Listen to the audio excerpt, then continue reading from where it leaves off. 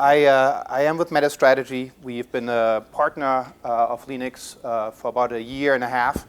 Our focus is really strategy, as Hilton called out, and I want to talk about that a little bit. And actually, I thought I was going to talk about a little bit of an edge case as far as the LeanIX tool is concerned, business capabilities. But then I learned over the course of the day that if I count correctly, not a single presentation has gone by, not a single conversation I've overheard that didn't touch on business capabilities, which on the one hand is great, on the other hand makes me a little nervous because I'm going to talk about some of the basics from a strategy consultant's perspective. So I want to talk a little bit about strategy, the business capability role in what we call the strategic cascade from strategic development, strategic management to execution.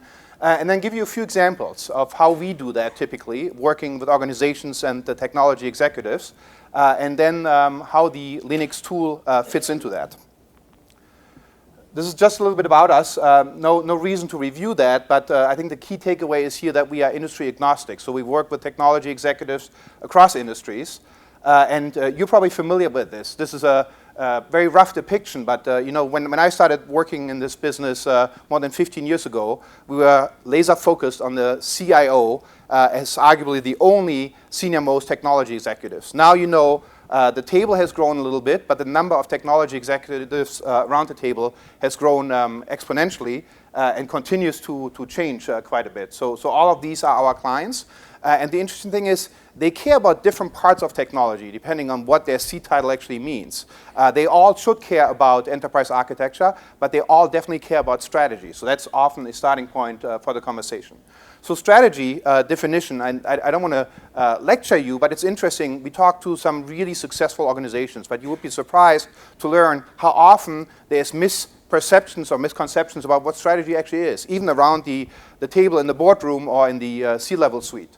So this is our version of strategy, so a set of choices that uniquely positions an organization to create sustainable advantage and superior value over competitors. Some of you may recognize Porter's 5 forces in here as well. So what does that mean? There's a number of things that we are involved in when it comes to strategy. It's a little academic, I agree, but ultimately, to just reuse what Hilton said, we believe that everything starts with strategy. But strategy is different things at different hierarchy levels and functional levels in the organization, but at the end of the day, strategy matters. Which explains also that for our typical approach, so if there's one symbol that kind of shows how we typically engage organizations, it's this. There's a strategic piece, and then there's a change management piece. Irrespective of what we do, those two pieces are always core to what we do. And you see in here, business capabilities play an important role. Some organizations think that strategic planning requires, you know, large consulting companies, dozens or hundreds of consultants coming in for years or months at a time. What we have found is actually that we are able to really have the beginning of a strategic conversation in a just relatively short amount of time. So this is one approach that we have taken quite successfully as a starting point, where there's just a facilitated 2-day session where we talk about strategy, whether it's strategy at the technology level, whether it's strategy at the EA level, strategy at the business unit level. There's different approaches, but a lot can be achieved in just 2 days.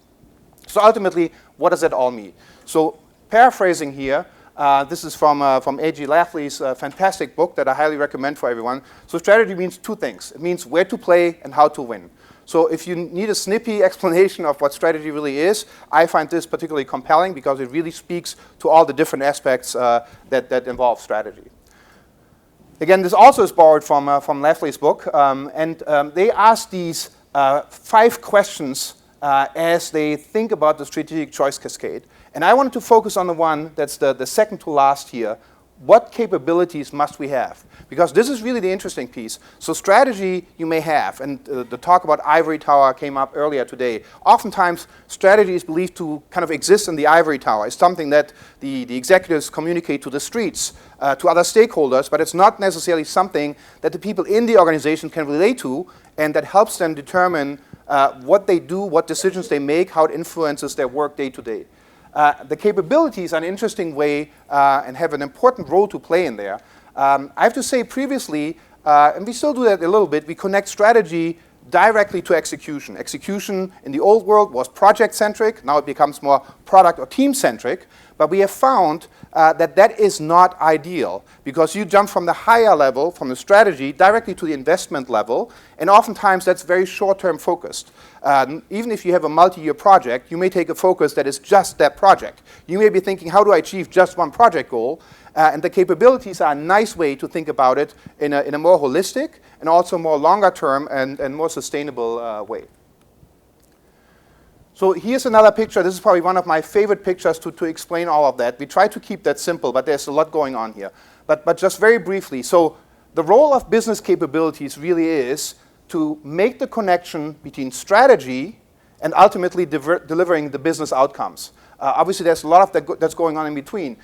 As you will also see, there's culture, we talked about it, there's metrics and performance measurement, and then there's the core pieces of the operating model, people, process, technology. So all of these fall into the broader bucket that I would call the business capabilities. So again, definition, what does that mean? So ultimately, business capabilities, and again, this is our perspective, borrowed from some other thought leaders in that space. I would be curious to hear your definition. But business capabilities ultimately are the organizational competencies that bring strategies to life. So that's really the key thing that matters. Now, forgive me for using an overly simplistic view here, but I think this Lego thing really resonated with me, and it seems to resonate with many people. Because if you think of business capabilities, you really want to think about the business capabilities as the building blocks of what the organization does. So these are the things that need to be in place for the organization to do what it does best, related to its core competencies, but also thinking about how strategic shifts, changes to new markets, changes to new products, to new customer segments, and new capabilities need to be thought about. Not just at the project basis, not just at the product or team basis, but really thinking about the fundamental building blocks of the organization. You may notice this is kind of the highest level view, call it level 0, level 1 capabilities, but it's a bit of a value stream driven view. So we have found that when we think about the highest level business capabilities, it makes sense to talk about it in terms of the value stream approach. The reason is it's fairly consistent across industries, but there's also certain nuances that are unique to each industry that can be reflected even at the level 1 or level 0, depending on how you use the nomenclature. But it's also pretty intuitive. Everyone in the business will understand that. Everyone in technology will understand that. Then, of course, once you start drilling down, it gets a little bit complex. But using the Legos, I think it's still fairly simple to bring that message across. So again, talking about business capabilities as the centerpiece, as the linkage from strategy to execution. So I try to convey here an example of what that really means. So a hypothetical strategy, how will we win customers and win the share of wallet for these customers? So one business capability would be product and services development, right? So you have a strategy, you then need to make sure you have a certain business capability so that you can actually deliver against the strategy and produce the business outcomes that ultimately the business, the customers, the stakeholders, investors, and everyone is looking for. And then there's a variety of capabilities at whatever level, level 2, level 3, that fall into that area, into that bucket. And if you think about the execution, you can then make decisions about like what investments do I make to pursue a strategy through the maturation, through the execution against a certain business capability. So what does that mean? So business capability, we heard a lot, is a way to make sure the conversation across the business between technology and business takes place at the business level, is conducted in the language that everybody understands, and that's the language of the business. That said, there's a lot of pieces that go into each business capability. This is obviously a fairly simplified view, but ultimately, back to the operating model view that I showed earlier, I would argue that each business capability contains an element of people, an element of process, and an element of technology, among others, right? So if you think about each business capability in that simple way, that's a great way to have the conversation. Where it gets a little harder is to think about how these different components of a business capability contribute to a business capability in many different ways. So 2 examples. You may think about a digital offering development. So the old product development, but in a digital world. Arguably, in that area, in that business capability, the technology component is much more important than in other business capability areas.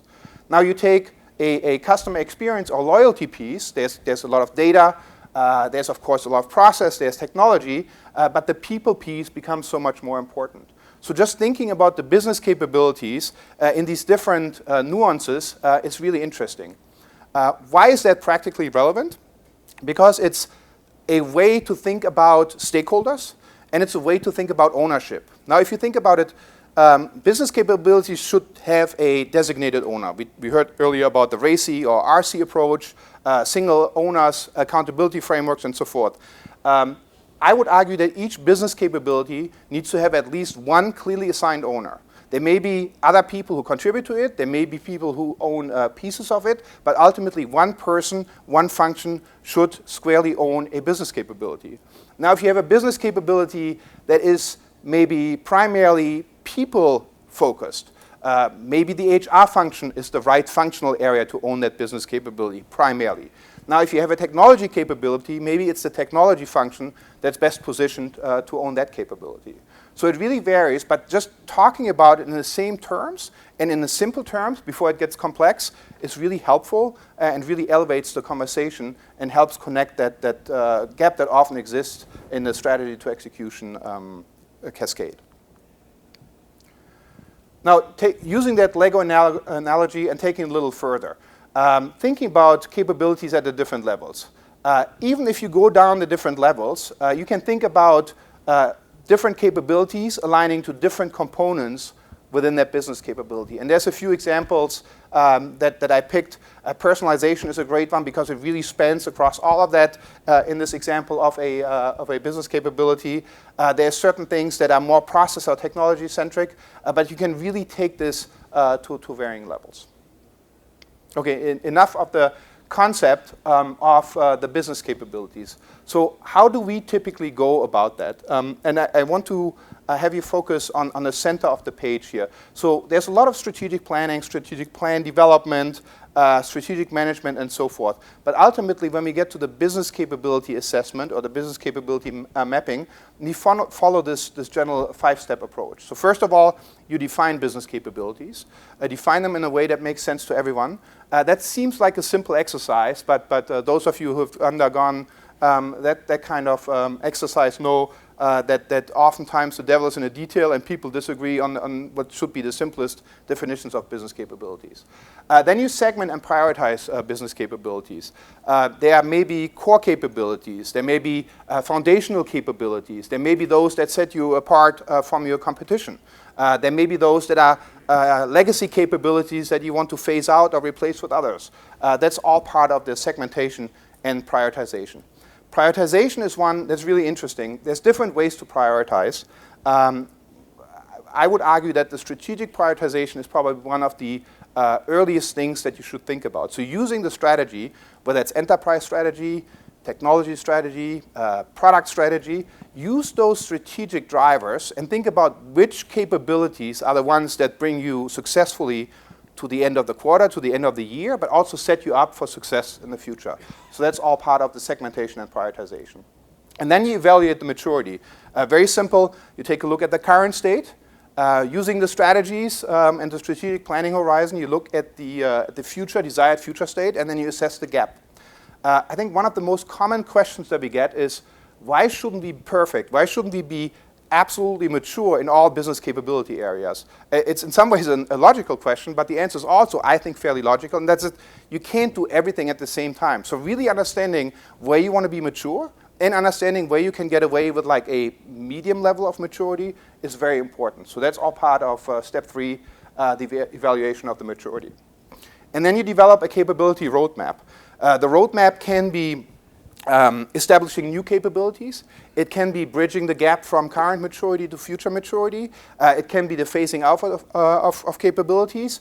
And it can, frankly, be just the investment in capabilities and how you sequence that over time. So all of that goes into the capability road mapping. And then, absolutely critical, like everything else, continuous delivery, improvement, and innovation.